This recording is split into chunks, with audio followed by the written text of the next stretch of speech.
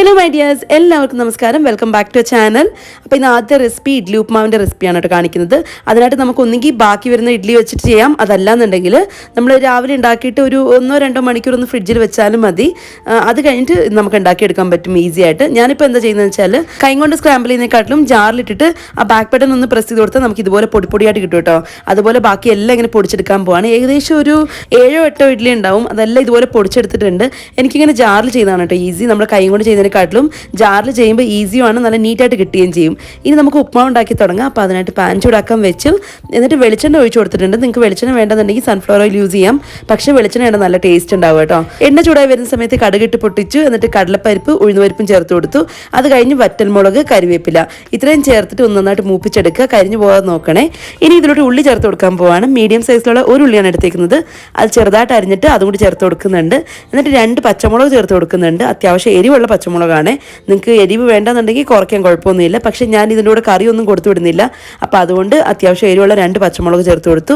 ആവശ്യത്തിന് ഉപ്പും ചേർത്ത് നന്നായിട്ടൊന്ന് വഴറ്റിയെടുക്കുക. ഉപ്പ് ചേർക്കുന്ന സമയത്ത് പ്രത്യേകം ശ്രദ്ധിക്കണം. ഇഡ്ഡലിക്ക് ഉപ്പുണ്ട്, അപ്പോൾ അതുകൊണ്ട് നോക്കിയിട്ട് വേണം ചേർക്കാനായിട്ട്. ഇതിപ്പോൾ ഉള്ളിയുടെ കളറൊക്കെ ചെറുതായിട്ടൊന്ന് മാറി വന്നു. ഒന്ന് വാടിയാൽ മതി, അത്രേ ഉള്ളൂ കേട്ടോ. ആ സമയത്ത് നമുക്കിതിലേക്ക് പൊടിച്ച് വെച്ചേക്കുന്ന ഇഡ്ഡലിയും കൂടി ചേർത്ത് കൊടുക്കണം. പിന്നെ അത് കഴിഞ്ഞിട്ട് ഞാനിതിലേക്ക് തേങ്ങ ചേർത്ത് കൊടുക്കുന്നുണ്ട്. തേങ്ങ ഓപ്ഷനിലാണ്, നിങ്ങൾക്ക് താല്പര്യം ഉണ്ടെങ്കിൽ ചേർത്ത് കൊടുക്കാം, ചേർത്തില്ലെങ്കിലും കുഴപ്പമൊന്നുമില്ല. പക്ഷെ ഞാനിവിടെ ഒരു കൈപ്പിടിയോളം തേങ്ങ ചേർത്ത് കൊടുത്തിട്ടുണ്ട്. കാരണം എനിക്ക് ഭയങ്കര ഇഷ്ടമാണ് തേങ്ങയുടെ മണവും അതേപോലെ കടിക്കുന്ന സമയത്ത് ആ ടേസ്റ്റൊക്കെ നല്ലതാണ്. അപ്പോൾ അതുകൊണ്ട് തേങ്ങ ചേർത്ത് കൊടുത്തിട്ടുണ്ട്. നിങ്ങൾക്ക് വേണമെന്നുണ്ടെങ്കിൽ മഞ്ഞപ്പൊടിയും ചേർത്ത് കൊടുക്കാം. നമ്മൾ ഉള്ളി വറുക്കുന്ന സമയത്ത് മഞ്ഞപ്പൊടി ചേർത്ത് കൊടുക്കാം.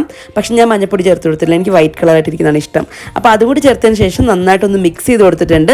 മിക്സ് ചെയ്തിട്ട് മല്ലിയില ചേർത്ത് കൊടുത്തു. മല്ലിയിലയും ചേർത്ത് ഒന്നും കൂടി നന്നായിട്ട് മിക്സ് ചെയ്തിട്ട് അടച്ചു വെച്ച് ഒരേ 1 മിനിറ്റ് 1-2 മിനിറ്റ് ഒന്ന് ചൂടാക്കി എടുക്കുകയാണ്. ഒന്ന് ആവി പറക്കുന്ന സമയത്ത് നമുക്കിത് ഓപ്പൺ ചെയ്തിട്ട് എല്ലാം നല്ലതുപോലെ ഒന്ന് മിക്സ് ചെയ്തെടുത്ത് കഴിഞ്ഞാൽ നമ്മുടെ ഇഡ്ഡലി ഉപ്മാവ് റെഡിയാണ് കേട്ടോ. അത്യാവശ്യം സ്പൈസ് ആയിട്ട് ഉണ്ടാക്കിയതുകൊണ്ട് സൈഡ് ഡിഷിൻ്റെ ആവശ്യമൊന്നുമില്ല. അപ്പോൾ എല്ലാവരും ഒന്ന് ട്രൈ ചെയ്ത് നോക്കിയിട്ട് ഫീഡ്ബാക്ക് അറിയിക്കാൻ മറക്കല്ലേ. ഇനി അടുത്തായിട്ട് ഗാർലിക് രസത്തിൻ്റെ റെസിപ്പിയാണ് കാണിക്കാൻ പോകുന്നത്. അതിനായിട്ട് ഞാനിവിടെ 4 തക്കാളി എടുത്തിട്ടുണ്ട്. നല്ല പഴുത്ത തക്കാളിയാണ്. അതൊന്ന് ഉടച്ച് വെക്കണം. ഒന്നുകിൽ കൈ കൊണ്ട് ഉടച്ച് വെക്കാം, അതല്ലാന്നുണ്ടെങ്കിൽ ജാറിലിട്ടിട്ട് ഒന്ന് ക്രഷ് ചെയ്തെടുക്കാം, അതല്ലാന്നുണ്ടെങ്കിൽ മാഷർ യൂസ് ചെയ്തിട്ട് ഒന്ന് മാഷ് ചെയ്തെടുക്കാം. അടുത്തത് ചെറിയൊരു മസാല ഉണ്ടാക്കിയെടുക്കണം. ഒന്നുമില്ല, ഒരു ചെറിയ ജാറിലേക്ക് 1 ടീസ്പൂൺ ജീരകം, നല്ല ജീരകം ഇല്ലേ അതും, പിന്നെ 1 ടീസ്പൂൺ കുരുമുളകും, പിന്നെ ഒരു 15-20 അല്ലി വെളുത്തുള്ളി ചേർത്തിട്ടുണ്ട്. അത്രയും ചേർത്തിട്ട് ഒന്ന് ക്രഷ് ചെയ്തെടുത്ത് മാറ്റി വെക്കുക. ഇനി നമുക്ക് രസം ഉണ്ടാക്കി തുടങ്ങാം. അപ്പോൾ അതിനായിട്ട് പാൻ ചൂടാക്കാൻ വെച്ചു. എന്നിട്ട് എണ്ണ ഒഴിച്ചു കൊടുത്തു. അത് കഴിഞ്ഞ് നമ്മൾ അരച്ച് വെച്ചേക്കുന്ന ആ മസാലയില്ലേ അതും കൂടി ചേർത്ത് കൊടുത്തിട്ടുണ്ട്. എന്നിട്ട് 2 പച്ചമുളകും കുറച്ച് കരിവേപ്പിലയും ഇത്രയും ചേർത്തിട്ട് കുറച്ച് നേരം ഒന്ന് ചൂടാക്കി എടുക്കുക. അങ്ങനെ ഭയങ്കരമായിട്ട് അങ്ങ് ചൂടാക്കി എടുക്കേണ്ട ആവശ്യമൊന്നുമില്ല, എന്നാലും ഒരു 1 മിനിറ്റ് എങ്ങാനും ഒന്ന് ചൂടാക്കി എടുത്താൽ മാത്രം മതി. ഇനി ഇതിലോട്ട് നമ്മൾ നേരത്തെ മാറ്റി വെച്ചേക്കുന്ന തക്കാളി ഇല്ലേ അത് ചേർത്ത് കൊടുക്കാൻ പോവാണ്. നിങ്ങൾക്ക് വേണമെന്നുണ്ടെങ്കിൽ തക്കാളി അരച്ചിട്ടും ചേർക്കാൻ കുഴപ്പമൊന്നുമില്ല കേട്ടോ. പക്ഷേ എനിക്ക് ഒന്നാമത് ചാറ് കറിയല്ലേ, അപ്പോൾ അതിനകത്ത് എന്തെങ്കിലും ഒന്ന് കടിക്കാൻ കിട്ടാൻ വേണ്ടി മാത്രം തക്കാളി ഇങ്ങനെ ചേർത്തുന്നുള്ളൂ. നിങ്ങൾക്ക് വേണമെന്നുണ്ടെങ്കിൽ അരച്ചിട്ടും ചേർക്കാം. അപ്പോൾ അതും കൂടി ചേർത്തതിന് ശേഷം 1 മിനിറ്റ് ഒന്ന് ചൂടാക്കി എടുത്താൽ മതി. ഒരുപാടൊന്ന് വേവിക്കേണ്ട ആവശ്യമൊന്നുമില്ല. 1 മിനിറ്റ് ഒന്ന് ചൂടാക്കി എടുക്കുക. അത് കഴിഞ്ഞിട്ട് കുറച്ച് മഞ്ഞപ്പൊടി, ഒരു 1/4 ടീസ്പൂൺ മഞ്ഞപ്പൊടിയും കൂടി ചേർത്ത് കൊടുത്തു. എന്നിട്ട് വീണ്ടും ഒന്ന് ചൂടാക്കി എടുക്കുന്നുണ്ട്. വീണ്ടും 1 മിനിറ്റ് ഒന്ന് ചൂടാക്കി എടുക്കുന്നുണ്ട്. ഇനി ഇതിലോട്ട് ചേർത്ത് കൊടുക്കുന്നത് പുളിവെള്ളമാണ്. നമ്മൾ നേരത്തെ പുളിവെള്ളമൊക്കെ പിഴിഞ്ഞ് വെച്ചിട്ടുണ്ടായിരുന്നു. അപ്പോൾ ഒരു 1/4 കപ്പിന് മേലെ നല്ല കട്ടിയുള്ള പുളിവെള്ളമാണ് ഇത്. അതും കൂടി ചേർത്തതിന് ശേഷം എല്ലാം നല്ലതുപോലെ ഒന്ന് മിക്സ് ചെയ്തിട്ട് ഇതൊന്ന് തിളയ്ക്കാനായിട്ട് വിടുക. നന്നായിട്ടൊന്ന് തിളച്ച് വരട്ടെ. ആ സമയത്ത് നമുക്കിതിലേക്ക് വെള്ളം ചേർത്ത് കൊടുത്താൽ മതി. ഇതായിപ്പോൾ നന്നായിട്ട് തിളയ്ക്കുന്നുണ്ട്. ഇനി ഇതിലേക്ക് നമുക്ക് എത്രത്തോളം വെള്ളം വേണോ അതിനനുസരിച്ച് ചേർത്ത് കൊടുക്കാം. വെള്ളത്തിന് അങ്ങനെ പ്രത്യേകിച്ച് കണക്കൊന്നും ഞാൻ പറയുന്നില്ല, അത് നിങ്ങൾ നോക്കിയിട്ട് ചേർത്ത് കൊടുത്താൽ മതി. അതിനനുസരിച്ച് രസപ്പൊടിയുടെ അളവ് കൂട്ടുകയും കുറയ്ക്കുകയും ചെയ്താൽ മതി. ഞാനിവിടെ 2.5 ടീസ്പൂൺ രസപ്പൊടി ചേർത്ത് കൊടുത്തിട്ടുണ്ട്. എന്നിട്ട് ആവശ്യത്തിന് ഉപ്പും ചേർത്ത് നന്നായിട്ടൊന്ന് ഇളക്കിയതിന് ശേഷം ഇത് തിളയ്ക്കാനായിട്ട് വിടണം. നല്ലതുപോലെ വെട്ടി തിളയ്ക്കണം. ഇനി വേറെ ഒന്നും ചെയ്യാനില്ല, നന്നായിട്ടൊന്ന് തിളച്ച് വന്നാൽ മാത്രം മതി. അതേപോലെ വെളുത്തുള്ളി ക്രഷ് ചെയ്ത് ചേർത്തുകൊണ്ടാണ് കേട്ടോ ഇങ്ങനെ വൈറ്റ് കാണുന്നത്. നിങ്ങൾക്ക് അങ്ങനെ വേണ്ട, വെളുത്തുള്ളി കടിക്കുന്നതൊന്നും ഇഷ്ടമല്ല എന്നുണ്ടെങ്കിൽ നിങ്ങൾക്ക് വെളുത്തുള്ളി അങ്ങനെ മുഴുവനായിട്ട് ഇടാം, കുഴപ്പമൊന്നുമില്ല. എനിക്ക് പിന്നെ ഇങ്ങനെ കംപ്ലീറ്റ് ആ ഫ്ലേവർ കിട്ടാൻ വേണ്ടി മാത്രമാണ് ഇങ്ങനെ ഒന്ന് ക്രഷ് ചെയ്ത് ചേർത്തത്. അത് വേണമെങ്കിൽ നിങ്ങൾക്ക് ഒഴിവാക്കാൻ കുഴപ്പമൊന്നുമില്ല കേട്ടോ. ഇപ്പോൾ ആ രസം നല്ലതുപോലെ തിളച്ച് വന്നിട്ടുണ്ട്. അത്യാവശ്യം ഒന്ന് ചെറുതായിട്ടൊന്ന് കുറുകിയിട്ടുണ്ട്, ഭയങ്കരമായിട്ടല്ല ചെറുതായിട്ടൊന്ന് കുറുകിയിട്ടുണ്ട്. ഇനി നമുക്ക് താളിച്ചൊഴിച്ചാൽ മാത്രം മതി. അപ്പോൾ അതിനായിട്ട് ഒരു പാൻ ചൂടാക്കാൻ വെച്ചു. എന്നിട്ട് എണ്ണ ഒഴിച്ചു കൊടുത്തിട്ടുണ്ട്. എണ്ണ ചൂടായി വരുന്ന സമയത്ത് കടുകിട്ട് പൊട്ടിച്ചു. എന്നിട്ട് വറ്റൽമുളക് ചേർത്ത് കൊടുത്തു. അത് കഴിഞ്ഞ് ഒന്ന് ചെറുതായിട്ട് ഇളക്കുന്നുണ്ട്. പിന്നെ വെളുത്തുള്ളി ചേർത്ത് കൊടുക്കുന്നുണ്ട്. ഒന്ന് ചെറുതായിട്ട് ചതച്ചിട്ട് ചേർത്ത് കൊടുക്കുന്നുണ്ട്. നിങ്ങൾക്ക് താല്പര്യം ഇല്ലെങ്കിൽ ഒഴിവാക്കാം, പക്ഷെ ചേർക്കുകയാണെങ്കിൽ ഒന്നും കൂടി നല്ല മണമായിരിക്കും കേട്ടോ. പിന്നെ കരിവേപ്പിലയും കൂടി ചേർത്തു. ലാസ്റ്റിൽ കുറച്ച് കായപ്പൊടിയും കൂടി ചേർത്തു. എന്നിട്ട് ഇത് നമ്മുടെ രസത്തിലേക്ക് ചേർത്ത് കൊടുക്കുകയാണ്. എന്നിട്ട് കുറച്ച് അധികം മല്ലിയിലയും കൂടി ചേർത്ത് കൊടുക്കുന്നുണ്ട്. അത് കഴിഞ്ഞ് നല്ലതുപോലെ ഒന്ന് മിക്സ് എടുത്തു കഴിഞ്ഞാൽ നമ്മുടെ രസം റെഡി. ഈ ഒരു രസം തണുപ്പ് കാലത്ത് അതേപോലെ സുഖമില്ലാത്ത സമയത്തൊക്കെ ഒന്ന് കുടിച്ചു നോക്കൂ, ഭയങ്കര ടേസ്റ്റാണ് കേട്ടോ. അപ്പോൾ എല്ലാവരും ഒന്ന് ട്രൈ ചെയ്ത് നോക്കിയിട്ട് ഫീഡ്ബാക്ക് അറിയിക്കാൻ മറക്കല്ലേ. ഇനി അടുത്തത് തോരൻ്റെ റെസിപ്പിയാണ് കാണിക്കാൻ പോകുന്നത്. ഇതെല്ലാം കൂടി മിക്സ് ചെയ്തിട്ടുള്ള തോരനാണ്. കാരണം ക്യാരറ്റും പിന്നെ അതേപോലെ ബീൻസ് ബീൻസും ചീരയൊക്കെ ഇട്ടിട്ടുണ്ട്. അപ്പോൾ അത് ഉണ്ടാക്കാനായിട്ട് ചീഞ്ചട്ടി അടുപ്പത്ത് വെച്ച് എന്നിട്ട് വെളിച്ചെണ്ണ ഒഴിച്ചു കൊടുത്തു. അത് കഴിഞ്ഞ് വെളിച്ചെണ്ണ ചൂടായി വരുന്ന സമയത്ത് കടുകിട്ട് പൊട്ടിച്ചു. പിന്നെ ഒരു ഉള്ളി ചേർത്ത് കൊടുത്തിട്ടുണ്ട്. ചെറിയൊരു ഉള്ളിയാണ്, ചെറിയൊരു ഉള്ളി വളരെ ചെറുതായിട്ട് അരിഞ്ഞിട്ട് അതും കൂടി ചേർത്ത് കൊടുത്തു.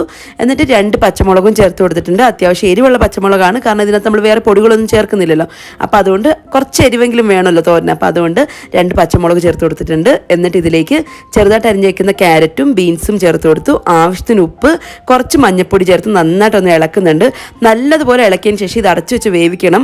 അതിന് മുന്നേ ഞാൻ കുറച്ച് വെള്ളം ചേർത്ത് കൊടുക്കുന്നുണ്ട്. നമ്മളിങ്ങനെ വെള്ളം ഒഴിച്ചു കൊടുക്കുന്നതിനെക്കാട്ടിലും ഒന്നിങ്ങനെ തളിച്ചു കൊടുക്കുന്നതാണ് നല്ലത്. കാരണം വെള്ളം ഒഴിച്ച് കഴിഞ്ഞാൽ അതിൻ്റെ ടേസ്റ്റ് വേറെ തന്നെ ആയി പോകും കേട്ടോ.